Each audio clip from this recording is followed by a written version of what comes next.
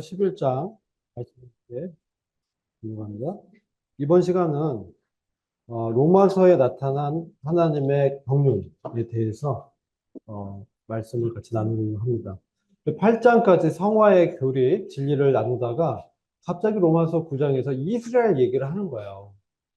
네, 왜냐하면 아마 로마 교회에도 유대인들이 있었을 거예요. 유대인들이 각자 흩어졌기 때문에 그 유대인들에 대한 구원이 이제 궁금해진 것이죠. 그래서 이스라엘에 대해서 하나님이 정말 버린 것이냐, 이러한 생각도 할 수 있잖아요. 현재 이스라엘 보면 이스라엘 민족적 이스라엘을 말씀하는 거예요. 이스라엘 민족이 메시아를 거절하고 십자가에 못 박아 죽는 데에 일조를 하죠. 그래서 로마의 정부에 행정권을 행사해서 같이 힘을 모아서 예수를 십자가에 못 박도록 했어요. 그죠? 예. 그런 이스라엘의 상태는 우리가 어떻게 이해해야 되는가? 이게 사실은 1948년 이전까지 이거 미스테리였어요. 이스라엘 나라가 과연 어떻게 됐을까? 그래서 우리 형제들은 초기 교사 형제들은 이스라엘의 문자 그대로 하나님의 그 이스라엘 민족은 여전히 남아 있다. 그래서 디아스포라로 흩어졌지만 하나님께서 분명히 문자적으로 이스라엘을 회복시키실 것이다. 그래서 이스라엘 교회와는 다른 어떤 하나님의 계획이 있다. 이렇게 성경을 문자대로 해석한 거예요. 그래서 이스라엘과 교회는 구분되는 거예요. 근데 신학자들이 그들의 어떤 신학의 이론적으로 이스라엘이 교회가 이스라엘을 대체했다. 대체 신학이라는 게 등장했어요. 그래서 이스라엘 뭡니까? 하나님이 이 땅의 축복을 이스라엘에게 주신 거예요. 그래서 여러분들 이스라엘 유태인들 어떻습니까? 엄청 똑똑하죠? 노벨상을 단일 민족으로 가장 많이 받았죠. 그리고 이 세상에요, 글로벌리, 네, 이 세상에 가장 금융, 그 다음에 자원, 석유, 네, 그 다음에 전쟁, 무기. 여기에 1등하는 기업들은 다 유택의 기업들이에요. 유대인들이 땅의 축복을 받은 거죠. 그렇다면 이 이스라엘 민족, 유대인들이 예, 아직까지도 메시아를 기다리고 있습니다. 예수님이 메시아인 것을 이해하지 못하고 있습니다. 그래서 이 하나님의 이스라엘에 대한 구원 계획에 대해서 9장에서 11장까지 다루는 것이에요. 이스라엘의 과거에 이스라엘 받은 베네핏, 어떤 유익한 점, 현재 이스라엘 상태, 미래에 회복될 이스라엘의 모습. 이것이 로마서 9에서 11장에서 다루고 있는 주제입니다. 근데 왜 우리가 로마서에서 굳이 이것을 다루고 있느냐? 삽입된 내용이 아니냐? 그것이 아닌 것입니다. 그것은 이제 제가 말씀드릴게요. 자, 이것은 베드로전서 1장 10절과 11절 보면 그리스도의 이 고난에 대해서 예, 말씀을 하고 있는데요. 이 부분이 베드로전서 1장 10절과 11절을 한번 각자 찾고 한번 읽어볼게요. 시작. 이 구원에 관해서는 너희에게 임할 은혜에 관하여 예언한 선지자들이 열심히 조사하고 살펴보던 것이며 그들 안에 계셨던 그리스도의 영이 그리스도의 고난과 다가올 영광을 미리 증거하실 때 그 영이 무엇을 또 어떤 시기를 지시하는지 탐구하던 것입니다. 네. 제 이름 그 성경 번역이 좀 이제 성경적 성경 번역이 약간 다른데요. 아무튼 자, 선지자의 관점에서 예수님의 두 가지 오심을 동일한 선상에서 봤던 거예요. 그래서 그 구약 성경 보면 예수 그리스도의 재림에 대한 예언들이 많이 있어요. 재림이다. 그래서 영광스러운 메시아 통치자로 오는 부분들이 예언이 많이 돼 있어요. 예수님의 재림에 지상 재림에 대해서. 그런데 초림하신 예수님은 뭡니까? 하나님의 나라의 근거인 십자가의 구속을 이뤄서 영적으로 회복시키기 위해서 그 구원을 완성하시는 그런 사역 때문에 초림하셨잖아요. 그죠? 그러니까 초림과 예수님의 재림 사이에는 사실 멀리서 보면 이게 같이 겹쳐 보여서 같이 동시대에 일어날 것처럼 이스라엘 사람들이 이게 봤던 거예요. 그런데 십자가를 중심으로 예수님이 초림하시고 지금 다시 오시는 예수님의 재림은 2000년 AD로 기준 보면 아노 도미나이 그러잖아요. 예수님 주후. 그래서 2024년이 돼도 아직 예수님이 영광의 왕으로 아직 안 오셨어. 그죠? 예수님 오실 겁니다. 예. 그런데 이때와 예수님이 십자가에 죽으셨을 때하고 간격이 거의 2000년이 되죠. 그죠? 그럼 지금 어떤 시대입니까? 간격이 있는 시대. 예. 마치 끼어진 시대예요. 이것이 교회 시대라고 부릅니다. 교회 시대. 그래서 하나님의 지금 현 시대에 대한 목적은 그리스도의 몸된 그리고 그리스도의 신부된 교회를 부르는 것이에요. 네, 그래서 에베소서 5장 25절과 30절 보면 지금 현재는 성령의 시대라고도 하고 성령으로 거듭난 물과 영으로 거듭난 그리스도의 몸된 교회를 지금 모으고 있는 그런 시대예요. 그래서 이방인의 충만한 수가 차면 그 숫자가 정해져 있어요. 하나님 편에선. 우리는 모르지만 하나님은 그 숫자 아시죠. 누가 구원 받을지. 그래서 그 수가 차면 그 성도를 데리러 오시기 위해서 이제 공중에 재림하시는 이게 공중 재림입니다. 그럴 때 우리가 주님과 함께 있기 위해서 우리의 변화된 몸으로 들려 올라가는 걸 랩처라고 합니다. 축어. 이렇게 들려서 딱 낚아채서 올라간다라는 뜻이에요. 랩처. 그래서 그 이후로는 주님과 함께 있게 되는 것이죠. 그랬을 때는 우리도 저희와 함께 끌어올려서 먼저는 그리스도 안에서 잠든 자들이 먼저 부활해서 첫째 부활의 영광에 동참합니다. 그때는 우리의 몸이 예수님의 몸을 입게 되는 거예요. 병이 없고 고통과 슬픔이 없고 이 시 공간을 초월해서 벽을 그냥 통과하기도 하고 500명에게 일시적으로 나타나서 그 임재를 무소부재하는 하나님의 것을 보여주기도 하고 문을 분명히 닫아놨는데 갑자기 중간에 평안하며 알고 제자들한테 나타나셨던 그 예수님. 그대로 두 손은 십자가에 못 박힌 자국으로 뚫려 있고 그 발에도 못바국 작은 상처가 있는 그 주님, 옆구리에 상자국 있는 그 주님이 그 몸 그대로 부활하셨어요. 그렇지만 그 부활하신 그 그리스도, 그 영광의 몸을 저희도 동일하게 입게 되죠. 우리가 이 장막을 벗고 하늘의 장막을 입게 되는 그 그리스도의 몸을 그 영광의 몸을 입게 돼서 하늘로 끌려 올라가서 주님과 함께 영원히 있게 되는 그런 교회를 지금 부르고 있는 거예요. 지금 교회 시대가. 그렇다면 이스라엘은 지금 어떤 상태인가? 이스라엘은 아담, 노아, 그다음 아브라함을 통해서 이제 아브라함이 이스라엘의 그 시조죠. 그래서 과거에 이제 아브라함을 부르셔서 갈대아 우르에 또 아브라함을 부르셔서 지금 이스라엘 민족이 이제 야곱의 12아들이 12지파가 되죠. 그래서 12지파가 어디서 민족을 형성해요? 어디서요? 이집트에서. 요셉을 따라서 다 갔잖아요. 그래서 강대한 민족이 형성되죠. 60만 이렇게 된다고 하는데 엄청난 이스라엘 민족이 형성이 돼서 그들이 출애굽하면서 이스라엘 민족이 이제 세상을 상징하는 애굽을 떠나서 광야로 들어와서 이제 가나안으로 가는데 이 광야에서 뭘 받아요? 시내산에서 율법을 받아요. 그죠? 또 율법을 받고 하나님의 말씀을 받는 그러한 특혜를 입었고 출생적으로 12지파의 소속들은 다 유태인으로 태어나면서 하나님의 택한 선민이 되는 거예요. 출생으로. 그냥 유태인이 되면 하나님의 민족, 선민이 되는 이러한 어떤 선민의식 가운데 그들이 사로잡혀서 그들이 어떻게 돼 있어요? 하나님의 영광에서 이렇게 멀어지고 떨어지고 마음이 완고해져서 딱딱해져서 예수 그리스도를 거절하게 됩니다. 그죠? 그래서 영적으로 황폐하게 됩니다. 지금 이게 이스라엘의 현재 상태. 눈이 먼 소경과 같이 돼 있어요. 일시적으로 이제 소경됩니다. 그리고 이제 이들이 교회가 이제 아까 이 교회가 이제 휴거되고 나서 어떤 일이 있습니까? 이 땅에는 큰 환난이 있어요. 이게 야곱의 고통하는 때라고 합니다. 그래서 이스라엘 민족을 회복시키는 그들이 환난을 통과하면서 메시아가 예수님이신 것을 믿게 되는 역사가 일어나게 됩니다. 그래서 환란의 목적은 이스라엘의 회복에도 있습니다. 그 땅에 민족들을 심판하려는 심판의 목적도 있고요.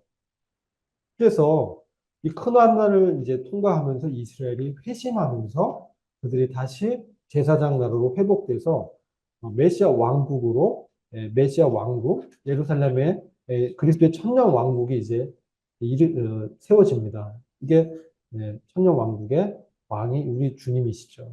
그때 그 행정적인 어떤 통치의 어떤 기반이 되는 나라가 이스라엘이 될 것이에요. 그래서 그들이 그를 찌른 자들도 보게 될 것이다. 이게 이제 그렇게 되면서 이 천년 왕국의 시대가 도래하는 거예요. 천년 환란 이렇게 마지막 때에. 그러면서 천년 왕국에 이제 들어가게 되고 천년 왕국이 이제 마치면 사탄이 천년 왕국 시작할 때 하나님께서 권능으로 그리스도께서 그를 이제 무적응에 이제 가둬두는데 그가 천년이 다 차면 다시 풀려나서 마지막 반란을 일으키는데 그게 복과 마복의 전쟁입니다. 거기서 그가 이제 천년 동안 태어난 이스라엘 민족 중에 불신자들을 다 솎아내죠. 그래서 예수님에 대한 반역을 일으켰을 때 그때 하늘에서 불이 이렇게 불심판이 오면서 그들이 다 심판당하죠. 그때 사탄도 이제 지옥 불못으로 이제 떨어지는 심판을 받게 되면서 그러면서 이제 둘째 이제 부활이 일어나죠. 바로 백보자 심판이 있습니다. 그때 모든 사람이 첫째 부활의 영광에 들어가지 않고 남아있는 모든 사람. 천년 왕국 시작할 때 부활의 첫 열매 대신 그리스도와 연합한 이 교회 그리고 구약의 성도들은 첫째 부활의 영광에 동참하기 위해서 다 부활합니다. 근데 그래서 천년 동안 다스리죠. 근데 여전히 천년 동안 죽은 자들 가운데 있었던, 무덤에 있었던 그 영혼들은 음부 가운데 있다가, 하데스에 있다가, 이제 개나 지옥 불못으로 던져지기 위해서 다시 다 살아납니다. 그래서 백보자 심판 때, 천년왕국이 끝나고 백보자 심판 때, 다 그들의 행위에 따라서 심판을 합니다. 그래서, 어디요? 지옥 불못으로 이제 던져지죠. 이게 둘째 사망이에요. 한 번 죽는 것은 정해진 것이요. 그 후에는 뭐가 있어요? 심판이 있어요. 이게 백보자 심판. 여기 당하면 그냥 지옥 불못에 끝나고 완전한 이제 영벌이죠. 영원한 사망, 분리. 하나님과 영원히 분리되는 것이 바로 그런 심판의 결과죠. 하나님의 이러한 구원의 계획의 최종 목적이 무엇이냐? 주님이 요한복음 19장 30절에 예수께서 신포도주를 받으신 후 가라사대 다 이루었다 하시고 머리를 숙이시고 영혼이 돌아가셨습니다. 테텔스타이, it is finished. 다 이루었다. 죄의 값을 다 갚았다. 십자가의 구속을 다 완성했다. 그 구속을 다 완성하셨어요. 그래서 구원의 근거를 마련해 주셨어요. 죄사함과 구속을 받을 수 있도록 하셨죠. 자, 그럼 지금 어떤 시대냐? 아까 그런 교회 시대에 있죠. 그리고 이 대환란 기간 동안에 이제 원수들을 발받침으로 삼는, 다 심판하는 그때까지 너는 내 오른쪽에 앉아 있으라. 이게 하나님이 우리 주님에 대해 한 말씀이에요. 이게 천사들한테 한 것이 아니라 바로 인자, 사람의 아들로 오셔서 부활해서 사람의 아들로 하늘의 보좌로 올라가신 바로 그 그리스도를 말씀하고 우리가 그리스도 안에서 이러한 영광의 보좌를 함께 나누는 그리스도의 통치 때 그리스도의 영광에 동참하게 될 것입니다. 그래서 그 천년 통치에 대해서 말씀하고 있는 것이 에베소 1장 9절과 계시록 11장 15절에서 그 뜻의 비밀을 우리에게 알리셨으니 그 기쁘심을 따라 그리스도 안에서 때가 찬 경륜을 위하여 예정하신 것이니 이 때가 찬 경륜이 뭐냐? 바로 이 대환란 이후에 있게 될 천년 왕국의 통치입니다. 이때 하늘에 있는 것, 영적인 정사와 권세와 모든 천사들 이들이 다 그리스도 안에서 복종하는 통일성을 갖고 주님 앞에서 무릎을 꿇는 게 실제로 일어나고 땅에 있는 이런 인간들, 땅에 존재하는 피조물 모두가 주님 앞에 실질적으로 주님을 왕으로 인정하는 그런 사건이 때가 차면 이루어질 거라는 거예요. 자, 지금 많은 나라들이 예수 그리스도 왕으로 인정하나요? 아니죠. 영국은 자기네들 왕이 있죠. 대통령이 있고, 일본의 천황이 있고, 예수님은 그들의 왕이 아니에요. 근데 이 환란을 통해서 예수님이 계시록 11장 15절을 말씀하는 일곱째 천사가 나팔을 불 때 심판을 이제 종료하게 되는데 이게 이제 나팔 심판인데 인해 심판, 나팔 심판, 대적 심판이 이제 쭉 펼쳐지면서 그 목적이 세상 나라들이 예, 우리 주와 그리스도의 나라가 되게 하겠다. 그래서 그리스도가 세세토록 왕노릇하게 만들겠다. 이게 바로 하나님의 목적이에요. 그리고 이 하나님의 통치에 그리스도인이 교회가 같이 참여하는 거예요. 이것을 예언하시고 지금은 역사가 바로 이 방향성을 갖고 흘러가고 있어요. 그래서 이 천년 통치가 마치면은 바로 새하늘과 새 땅의 시대가 도래합니다. 그래서 이때가 되면 하나님의 장막이 사람들과 함께 있게 되는 거예요. 그래서 거룩한 성이 지금 하늘에 셋째 하늘에서 만들어지는데 이 거룩한 성이 다 완성되면 이 교회 신부가 다 그 수가 다 차게 되면 이 거룩한 성이 완성이 되고 이 거룩한 성이 이제 천년 왕국을 걸쳐서 이제 영원 통치를 위해서 이 땅에 완전히 내려오게 되는 정육면체의 형상을 갖고 있어요. 12,000 스타디움의 길이로 2,400km 약 한 길이가 그러한 정육면체의 거룩한 성이 하늘에서 지어져서 내려옵니다. 그래서 이제 하나님의 임마누엘이 이 땅 가운데 뜻이 하늘에서 이루어진 것 같이 땅에서도 이루어지는 그 놀라운 역사가 이 땅 가운데 이루어지면서 하나님의 백성이 되고 하나님이 그들과 임마누엘 함께 하시는 그래서 모든 눈물이 그 눈에서 씻기시고 다시는 사망이 없고 애통이 없고 슬픔이 없고 질병이 없는 이러한 처음 세상에 속했던 것들이 다 지나가고 새로운 창조가 새하늘과 새 땅이 신천지죠. 네. 그 신천지 애들이 이것을 이제 모방한 거예요. 새하늘과 새 땅을 이 땅 가운데 이제 이미 이제 다시 만드시는 거예요. 이게 만물을 새롭게 한다는 하나님의 경륜이 완성되는 거예요. 그래서 이 말은 신실하고 참되니 기록하라. 요한이 기록했어요. 이거 분명히 하나님이 이루시겠다는 거예요. 내가 말씀하실 때 이루었도다. 네. 그래서 하나님이 이것을 다 이루시면 하나님의 경륜 가운데 나는 알파와 오메가다. 나는 이 세상을 시작하고 이 세상을 마감하고 나는 인생을 처음이고 인생의 생명을 걷어가는 나중되는 나는 바로 이 우주의 주관자다라는 것이죠. 나는 생명도 샘물로 목마른 자들에게 값없이 주는 구원을 베푸는 사람이다. 이기는 자는 예수 그리스도와 연합된 그 믿음으로 사는 사람들은 바로 이것들을 이 나라를 유업으로 얻게 되고 나는 저희 하나님이 되고 그는 내 뭐가 돼요? 아들이 되리라. 아멘. 우리가 이 아들로 부름을 받았다는 거예요. 그래서 지금 말씀하시죠? 마태복음 5장 48절을 같이 한번 읽어보겠어요. 시작. 그러므로 하늘에 계신 너희 아버지의 온전하심과 같이 너희도 온전하라. 이게 뭐냐면요. 바로 그리스도를 담는 그 신앙의 성숙을 얘기하는 거예요. 아버지의 거룩하심을 실제적으로 이 땅에서 거룩한 그 실제적인 삶을 살아서 믿음의 장성한 그 분량에 이르는 그것을 말씀하는 것이죠. 그래서 하나님의 구원의 경륜을 보면 현재 이방인에서 유대인에게 지금 복음을 전하지만 과거에는 어땠어요? 유대인들이 먼저 구원이 시작돼서 유대인들 예루살렘 교회가 시작되죠. 그래서 복음이 예루살렘과 유대와 사마리아와 땅끝까지 이제 이르게 되는. 그래서 결국은 지금 어떻게 돼요? 이방인들에게 복음이 왔고 교회가 지금 부름을 잇고 있는데 바로 환란기 때 어떻게 되냐?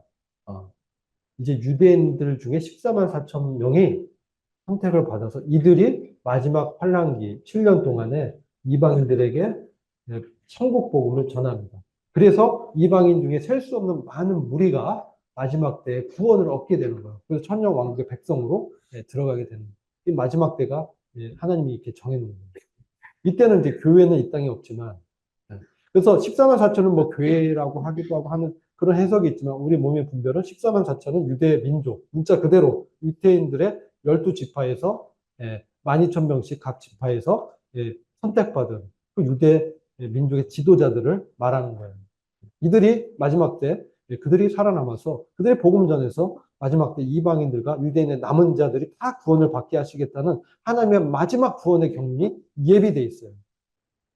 자, 그래서 이제 로마서 9장은 보면요. 이런 말씀하죠. 그런즉 우리가 무슨 말 하리요? 한번 같이 읽어볼까요? 그 다음부터 시작. 의를 쫓지 아니한 이방인들이 의를 얻었으니 곧 믿음에서 난 의요. 의의 법을 쫓아간 이스라엘은 법에 이르지 못하였으니 어찌 그러하뇨? 이는 저희가 믿음에 의지하고 행위에 의지합니다. 부딪힐 돌에 부딪혀서 행위에 의지했죠. 율법을 지키는 행위로 구원을 얻고자 했어요. 의롭게 되고자 했어요. 근데 그것은 부딪힌 돌이죠. 부딪힐 돌에 부딪혀서 깨져버렸어요. 이건 믿음으로 의롭게 되는 그것만이 구원의 길인데, 그래서 그들은 의의 법을, 율법을 쫓아갔죠. 의롭게 되고 싶어 했고, 거룩하게 되고 싶어 했고, 온갖 노력을 했지만, 예, 이거는 그들에게는 이룰 수 없는 벽과 같은 높은 하나님의 기준이었죠. 그걸 사실 지켜서 구원 받으라고 준 것은 아니었어요. 예. 너 자신을 알라. 이런 의도에서 사실 율법을 주신 것이죠. 그리스도께로 인도하는 그러한 인도하는 어떤 훈육 선생 그런 의미에서 율법이 역할을 하는 거예요. 그 자신의 행위로는 되지 않기 때문에 그리스도께로 다시 와서 크게 주권을 드리라고 율법의 원래 기능이 그런 목적이 있어요. 그래서 그들은 로마서 10장을 보게 되면 한번 같이 읽어볼게요. 시작. 내가 증거하노니 너희가 하나님께 열심히 있으나 지식을 쫓은 것이 아니라 하나님의 의를 모르고 자기 의를 세우려고 힘써 하나님의 의를 복종치 아니하였느니라. 그리스도는 모든 믿는 자에게 의를 이루게 하여 율법의 마침이 되십니다. 유대인들이요, 하나님께 열심히 있었어요. 사도 바울 봐요. 그게 얼마나 열심히 특심이어서, 그래서 그리스도인을 잡아서 죽이려고 얼마나, 돌아다니면서 체포권까지 얻어서 갔지 않았습니까? 그래서 이들은 정말 하나님의 그 의의 지식을 쫓은 게 아니에요. 자기의 의를 이제 세우려고 하나님의 의는 모르고 자기의 의를 세우려고 힘써 하나님의 의를 복종치 아니하였다는 거예요. 오늘날도 구원을 이렇게 생각하면 안 돼요. 구원은 내 의를 세우고 그것은 구원이 될 수가 없죠. 하나님의 의가 무엇인가? 믿음으로 하나님께로 난 의를 우리가 그냥 선물로 받는 것이 하나님께 영광이 되는 것이죠. 그리스도를 주로 고백하고 그래서 그리스도는 모든 믿는 자에게 이 의를 이루기 위해서 율법을 완성한 거예요. 율법의 그 목적을 이루었다는 거예요. 율법의 목적은 거룩, 의로움인데 그것을 십자가에서 그 하나님의 기준을 완전히 퍼펙트하게 100%다 달성하셨어요. 또 율법을 이루셨죠. 그래서 이제 구원이 정리를 보면 이스라엘은 지금은 어떤 상태냐? 이게 이제 말씀하는 게 로마서 11장이에요. 한번 같이 읽어볼게요. 시작. 그런즉 어떠하뇨? 이스라엘이 구하는 그것을 얻지 못하고 오직 택하심을 입은 자가 얻었고 그 남은 자들은 완악하여졌는가. 기록된 바 하나님이 오늘날까지 저희에게 혼미한 심령과 보지 못할 눈과 듣지 못할 귀를 주셨다 함과 같으니라. 그러므로 내가 말하노니 저희가 넘어지기까지 실족하였느뇨. 그럴 수 없느니라. 저희 넘어짐으로 구원이 이방인에게 이르러 이스라엘로 시긴하게 함이니라. 저희의 넘어짐이 세상의 부요함이 되며 저희의 실패가 이방인의 부요함이 되거든 하물며 저희의 충만한 일이요. 사도 바울이 정말 이스라엘의 구원을 위해서는 어땠어요? 자기의 생명까지도 내놓은 사람이었어요. 그래서 그 마지막에 그가 로마로 가기 전에 예루살렘에 들어갔다가 잡히면서 이제 로마로 가게 되잖아요. 그때 이제 이스라엘에게 예루살렘의 교회에 이 연보를 전달하러 들어가면서 복음을 전하려고 했지만 그가 잡히게 됩니다. 그렇게 이제 이스라엘에 대해서 한번 보는데 이스라엘이 구하는 그 은은 얻지 못하고 오직 택하심을 입은 자만 얻었고 그 남은 자들은 완악해졌다. 그래서 그 이스라엘에 남겨진 자들은 현재 이제 완악해져서 혼미한 심령 또 소경이 돼서 귀도 막혀서 복음을 거절하게 됐다는 것이죠. 근데 이것은 하나님의 경륜 가운데 일시적으로 잠시 동안 하나님이 지금 2000년 동안 이런 상태에 이스라엘을 두신 거예요. 저희가 넘어지까지 실족했냐. 완전히 넘어져서 하나님부터 떨어져 나갔느냐. 그거 아니라는 거예요. 저희 넘어짐으로 구원이 이방인에게 이르렀죠. 그렇죠? 복음이 이방인에게 전파되고 이스라엘이 그럼 뭐예요? 질투를 느끼는 거예요. 자기네가 추구한 의로움을 교회가 받았네? 근데 질투를 느끼면서 시기가 나면서 다시 예, 주님께 이렇게 돌아오게 되는 그러한 경륜을 하나님께서 예, 준비해 놓고 지금 때가 찬 경륜을 향해서 교회가 이제 그 사이에 구원을 받고 있는 상황에 있어. 그래서 저희의 실패 넘어짐이 세상의 부요함이 됐다. 복음이 이방인에게 증거가 됐죠. 근데 저희의 실패가 이방인의 영적인 어떤 부요함이 되었는데 저희가 이제 회복되면 얼마나 저희의 충만함은 얼마나 큰 복이 되겠냐 이 말을 하는 거예요. 그래서 이스라엘이 14만 4천 명의 그 리더들이 구원받아서 그들이 이제 복음을 전함으로 이방인의 큰 수가 구원받고 천년 통치의 기반을 이스라엘 민족이 회복된 제사장의 나라로 천년 왕국이 시작되는 것을 말씀하는 거예요. 그래서 하나님이 이렇게 구원을 계획하고 있다. 이스라엘에 대해서는 이런 계획이 있어. 이렇게 이제 말씀해 주시는 것이죠. 이제 9장과 10장, 11장의 주요 내용을 제가 이제 남은 시간 동안에 요약해서 말씀드릴게요. 이것은 이제 이 교재를 보면 자세히 구절구절 다 벌스 바이 벌스로 달아놨는데 이게 로마서 강의 한 2입니다. 요 안에 이제 이 편은 한번 쭉 읽어보시면 돼요. 주요한 내용만 남은 시간에 이제 설명을 드리려고요. 자, 이스라엘이 과거에 누렸던 이 혜택, 그것은 뭐냐? 저희는 이스라엘 사람이라 저희에게는 양자됨과 이 땅의 축복이 이스라엘에게 약속이 돼 있었고, 이 영광과 언약들, 이런 모세의 언약, 아브라함의 언약, 이런 것들이 이스라엘하고 이제 약속한 거예요. 율법을 또 다윗의 언약도 있죠. 그래서 이런 언약들이 있고 율법을 또 있고 그들의 제사, 예배가 있고 약속들이 있었어요. 조상들, 그러니까 아브라함, 이삭, 야곱 이런 조상들도 유대인들이고 육신으로 하면 그리스도도 유대인 출신이고 이렇게 이들이 이스라엘이 택함 받아서 혜택을 누렸다는 거예요. 근데 이스라엘의 육신의 출생들이 다 이스라엘이 아니다. 즉 표면적인 이스라엘이 아니라 내면적으로 영적인 할례를 받은 이 남은 자들이 진정한 이스라엘이다. 이 말씀을 이제 하는 것이죠. 근데 이런 이스라엘의 택하심은 하나님의 주권 가운데서 이루어진 것이다. 그래서 로마서 9장 11절을 같이 한번 읽어보겠습니다. 시작. 그 자식들이 아직 나지도 아니하고 무슨 선이나 악을 행하지 아니할 때에 택하심을 따라되는 하나님의 뜻이 행위로 말미암지 않고 오직 부르시는 이에게로 말미암아 서게 하리라. 이스라엘 택한 것은 하나님 주권이라는 거예요. 그들이 강하고 그들이 선하고 그들이 잘해서 택한 게 아니에요. 오히려 그들은 연약하고 작았어요.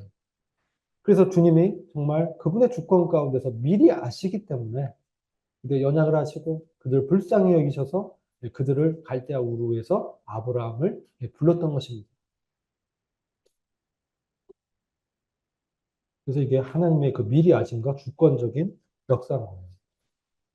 그래서 그 로마서 9장 13절 이하를 보면 야곱은 사랑하고 에서는 미워했다. 일부러 미워한 게 아니라 에서의 불신앙을 하나님은 미리 아신 거예요. 야곱이 비록 그 거짓말하고 야곱이 참 강교했지만 교활했지만 야곱은 하나님의 복을 사모했어요. 하나님으로부터 은혜를 받고자 갈구했어요. 그렇기 때문에 야곱은 하나님의 사랑을 받게 됩니다. 그 야곱의 성정을 벌레와 구더기와 같은 야곱아 그 야곱을 사랑하셨어요. 그건 하나님의 미리 아신 야곱이 어떤 인물이라는 것을 미리 아셨어요. 뱃속에 있을 때부터 아셨어요.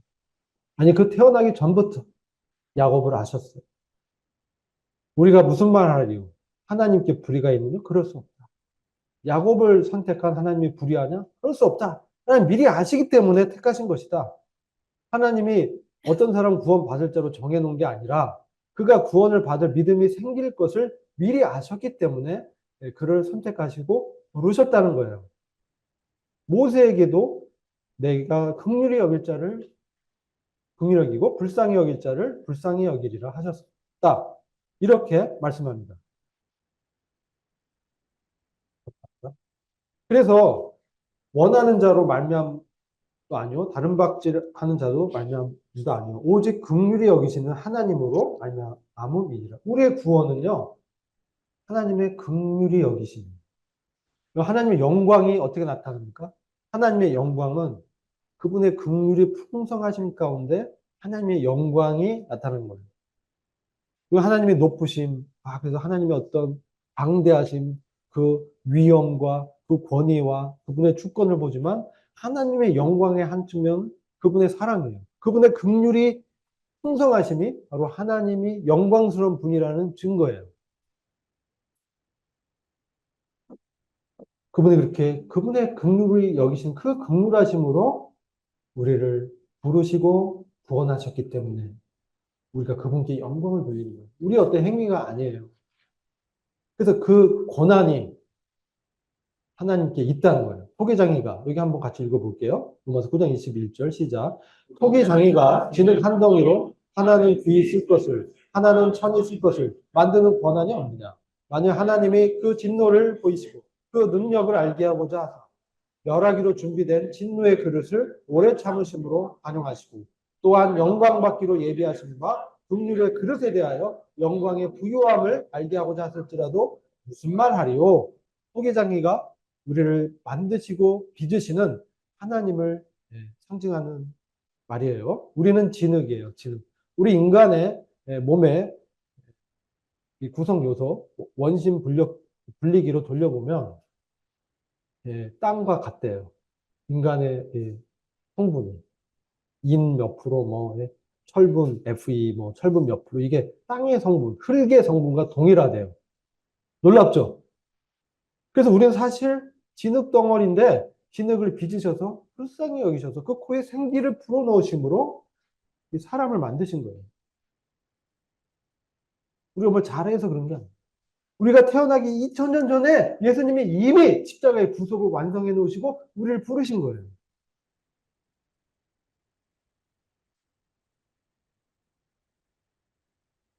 자, 이방인의 구원과 남은 자의 구원을 보면 로마서 9장 24절 보면 이 그릇은 우리를 이렇게 빚으신 거예요. 유대인뿐만 아니라 이방인 중에서도 불러냈다는 거예요. 교회를 불러냈다.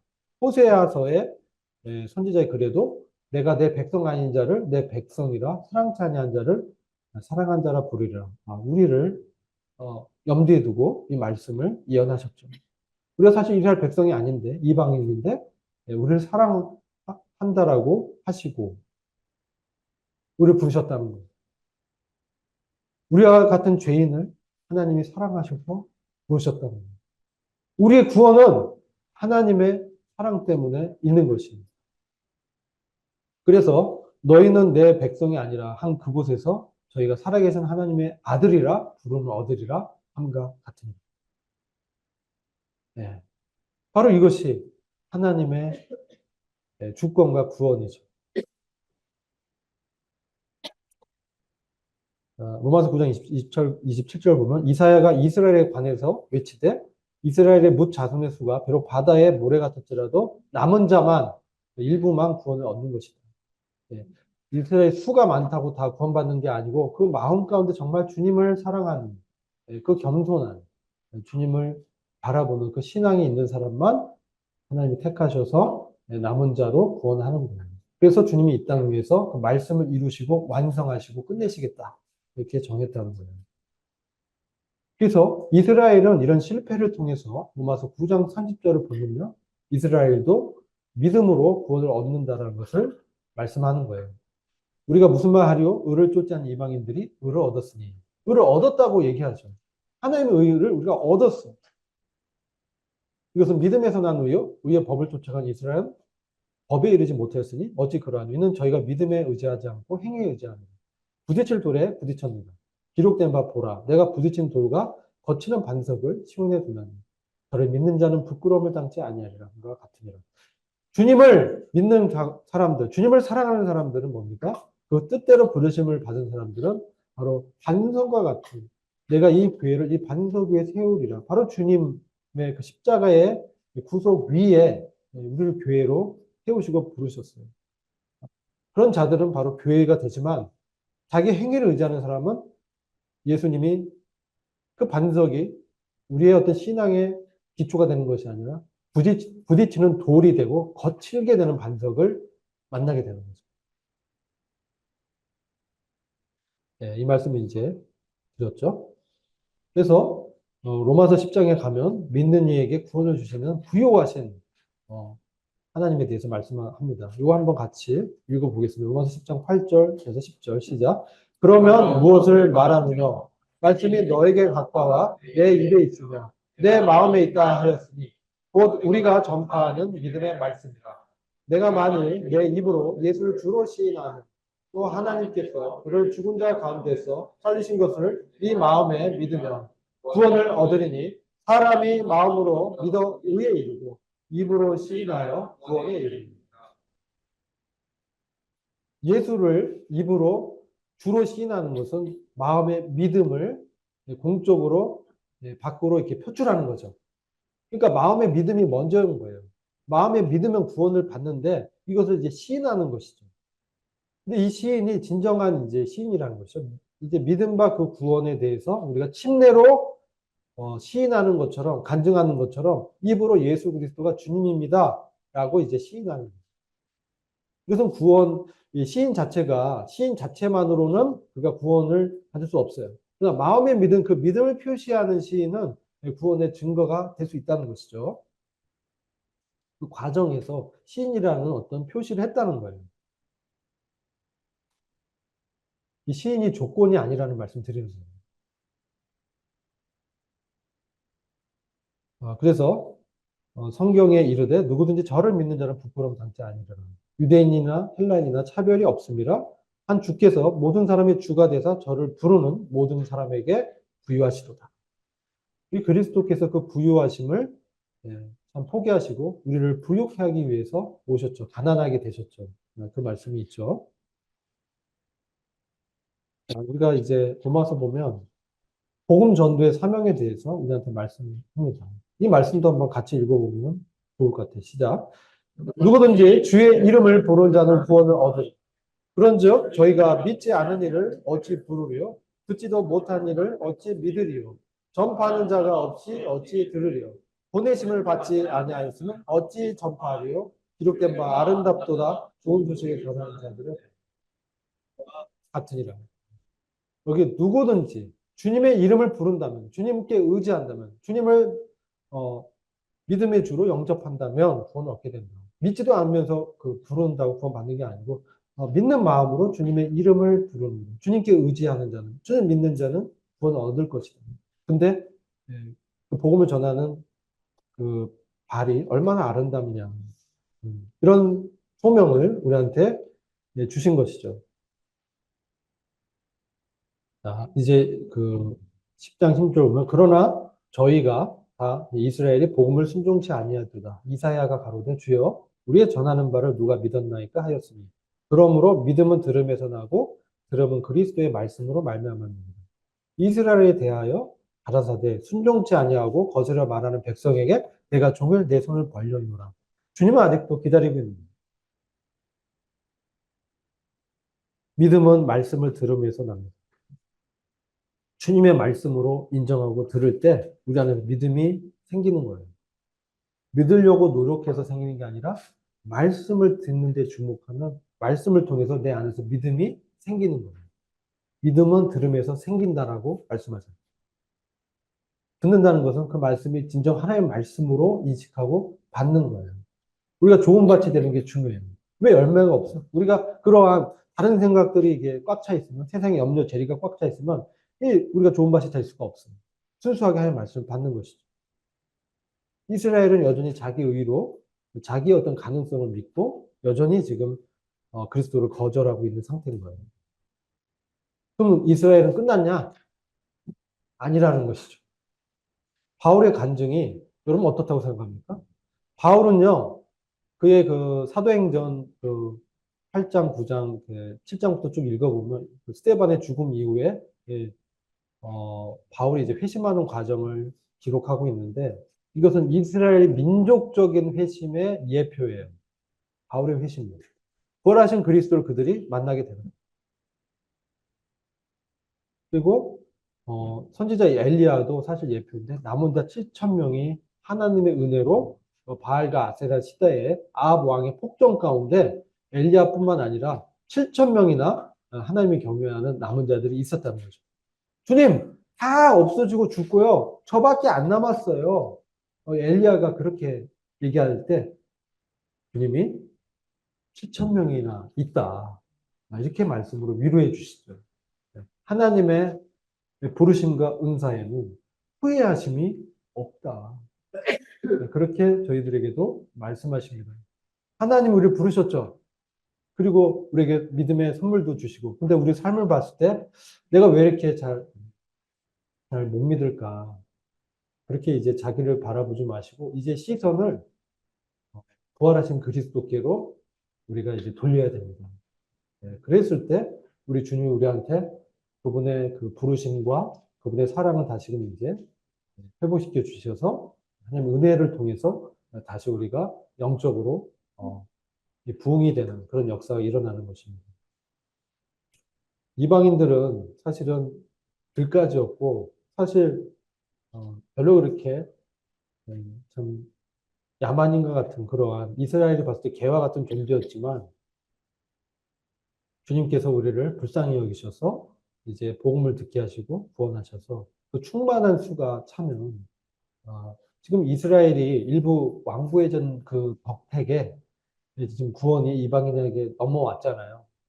근데 우리의 충만한 수가 차면 우리는 이제 휴거가 될 것입니다. 그 족장들을 봤을 때 하나님의 은사, 부르심의 선택, 이것 아까 말씀드린 것이죠.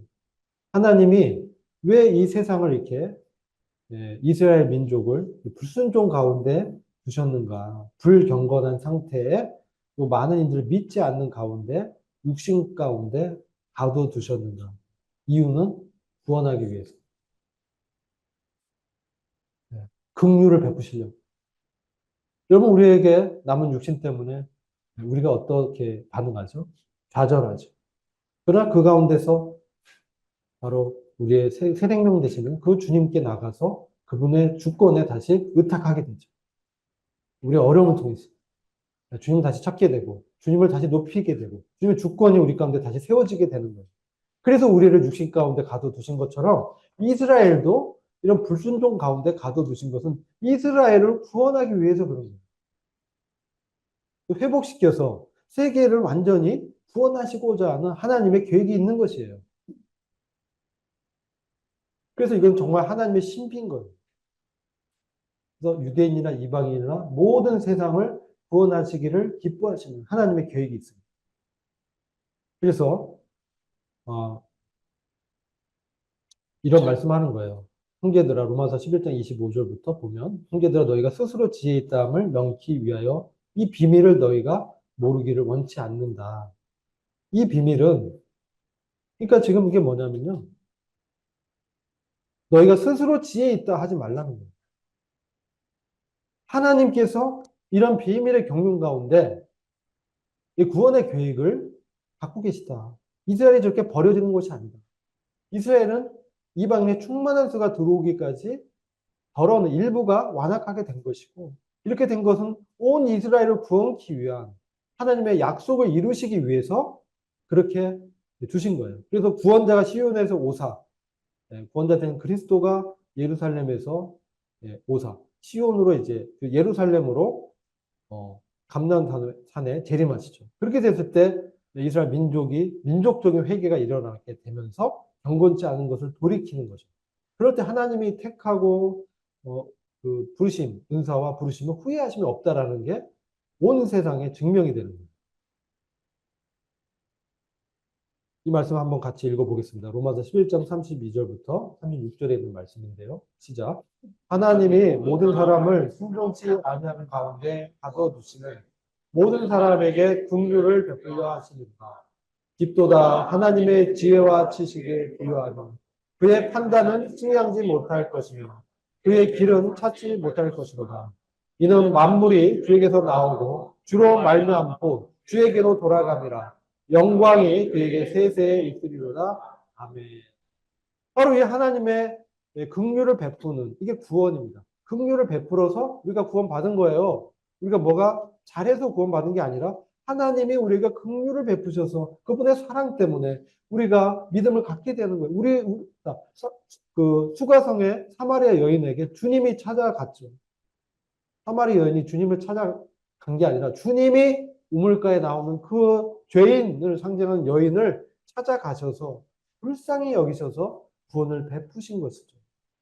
이런 하나님의 깊은 지혜와 지식은 너무나 놀랍다라는 것을 사도 바울이 형제들에게 이제 알려주기 위해서 로마서 9장에서 11장까지 하나님의 주권과 이스라엘의 구원의 계획을 미리 이렇게 알려준 거예요. 아, 그러니까 교만하지 말어. 하나님은 이스라엘에 대해서도 이런 구원의 계획을 갖고 있는 것과 마찬가지로 우리에게도 구원의 계획을 갖고 만물이 주에게서 나오고 주를 말미암고 주에게로 돌아가는 이 주권을 우리에게 알려주시기 위해서 이 말씀을 삽입장인 것 같지만 이렇게 구구절절히 기록하고 있다는 거예요.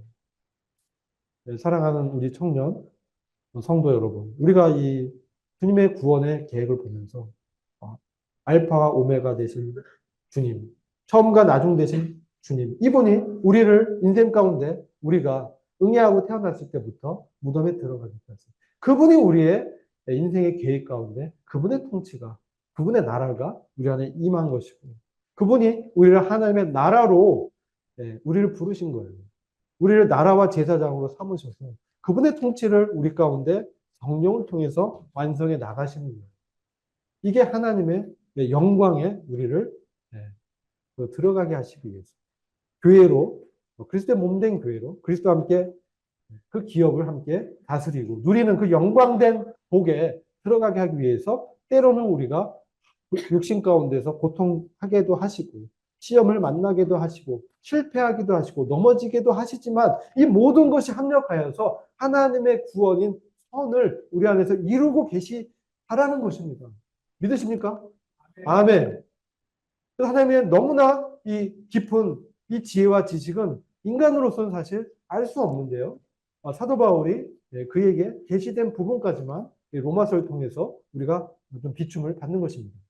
우리가 그래서 결코 우리가 교만해서는 안 됩니다. 겸손히 주님 앞에서 그분의 주권을 인정하면서 우리 안에서 어떻게 행하실까 이런 기대감을 갖고 겸손한 마음으로 우리가 주님 오시는 날까지 주님을 이렇게 우리의 인생의 주로 실질적으로 여기면서 드리는, 그래서 우리가 그분의 축복 가운데 영광의 나라를 함께 다스리는 저와 여러분이 되기를 원하고 기도합니다. 이상으로 하나님의 이스라엘에 대한 구원의 경륜을 마치겠습니다.